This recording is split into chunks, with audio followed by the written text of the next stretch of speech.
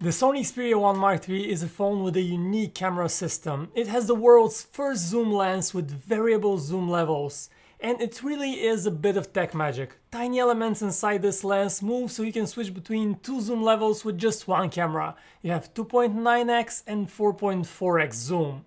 The Xperia also has the most advanced manual controls, but is that enough to actually beat one of the best camera phones around, the Galaxy S21 Ultra?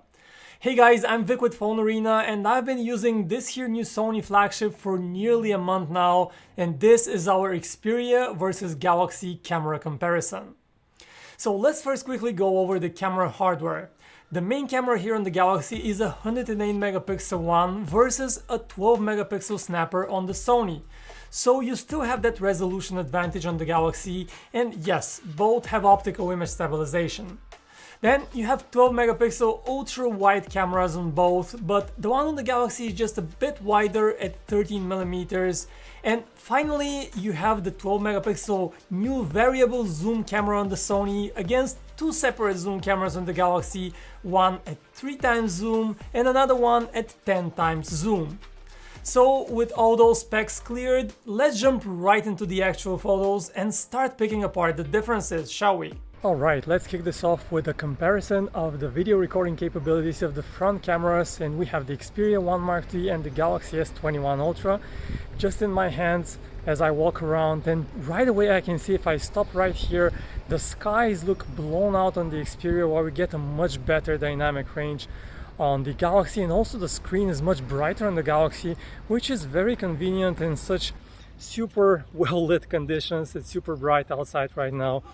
Also, the Galaxy can record video in 4K while the Xperia maxes out at 1080p. Not the biggest difference in the world, but what strikes me is just the difference in dynamic range. Oh, just look at that. In my viewfinder, the Galaxy really blows the Xperia out of the water with a much better dynamic range. And when it comes to the selfies, we have pretty much the same thing. Dynamic range on the Galaxy is better, and in addition to the wide view, you can also switch to a close-up view in selfies that looks better if it's just you in the photo and you don't have that option on the Xperia.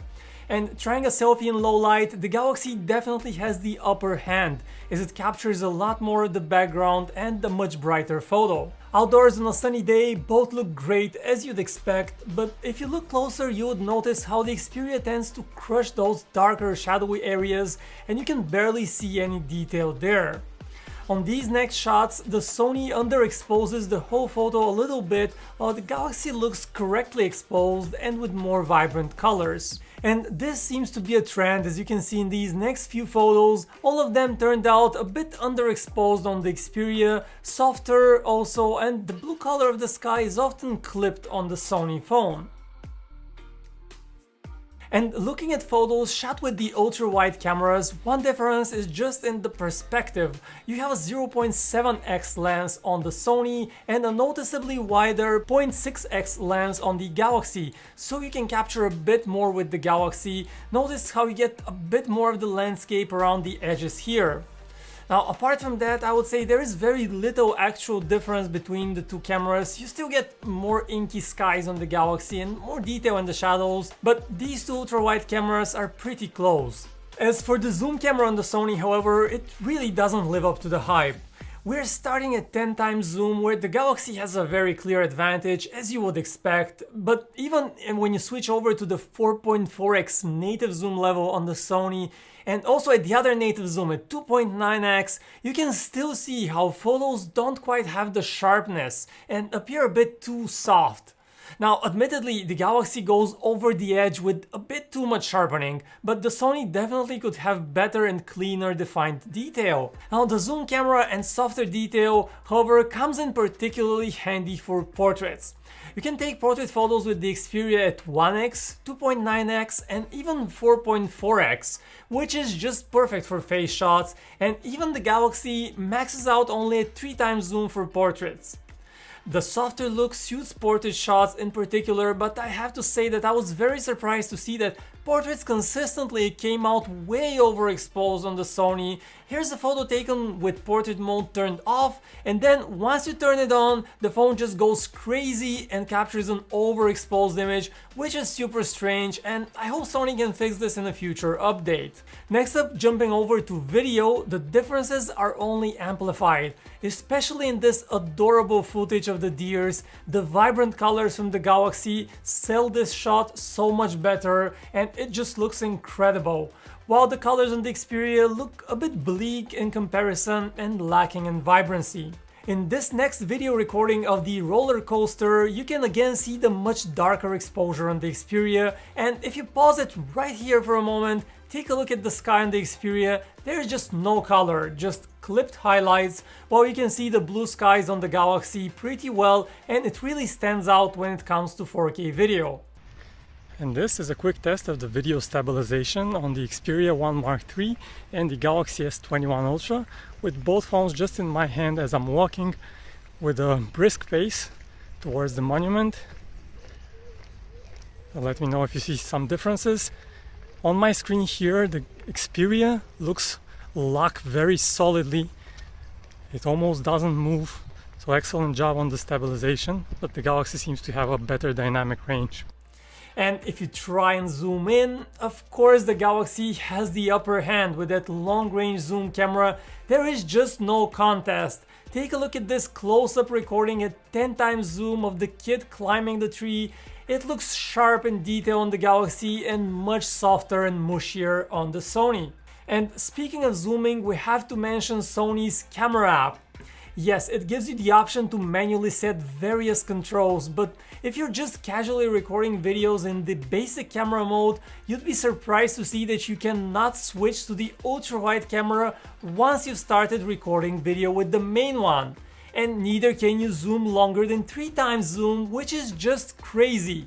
To use the ultra-wide camera for video, you have to stop your recording with the main camera, then select the ultra-wide camera and start all over again, and the same for the zoom camera, which is absurd. And speaking of the camera app on the Sony, you have some professional controls like these squares here indicating where your focus is, much like on a Sony dedicated mirrorless camera.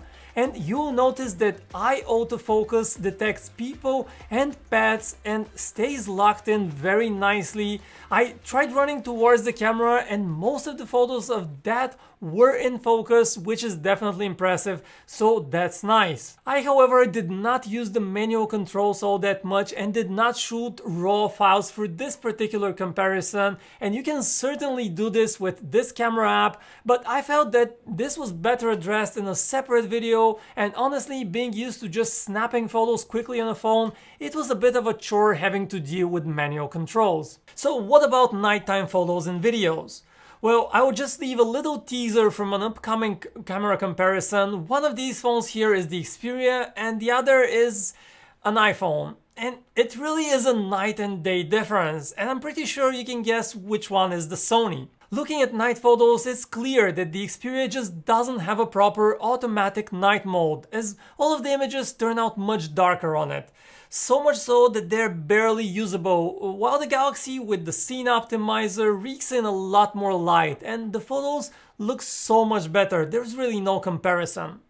Look at that photo of the road. The trees on the side are just covered in darkness on the Xperia, while you can see them clearly on the Galaxy. And it's just those shadowy areas looking just way too dark. And you don't even want to try using the ultra-wide camera in low light. Photos on the Galaxy turn out already pretty bad, but the ones from the ultra-wide camera on the Xperia are plain unusable in dark conditions, so there is that. And this is what low light video recording looks like. Now we're indoors and just comparing the main cameras, recording in 4K video. Let me know if you see any differences and follow me as we move to the next room so you can see how the light changes and how these two phones react to that. So if we move around the studio, you can see the performance of these two phones in low light. So at the end of the day, the Xperia 1 Mark III offers a lot in terms of manual controls and toggles to play around with, but if you just want a simple camera to just snap and go, it is not really on par with the Galaxy S20 Ultra, unfortunately.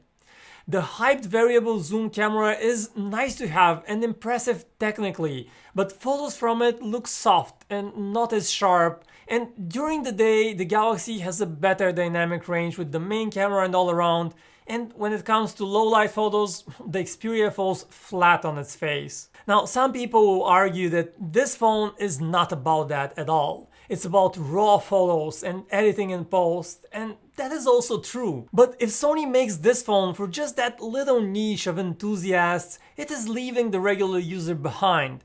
And I really hope the company changes its priorities in the future. But that's just me. Let me know your thoughts about this camera, and would you buy a Sony phone as unique as this one? So that's it for this video. Thanks for watching, subs if you loved it, and I'll see you in the next one.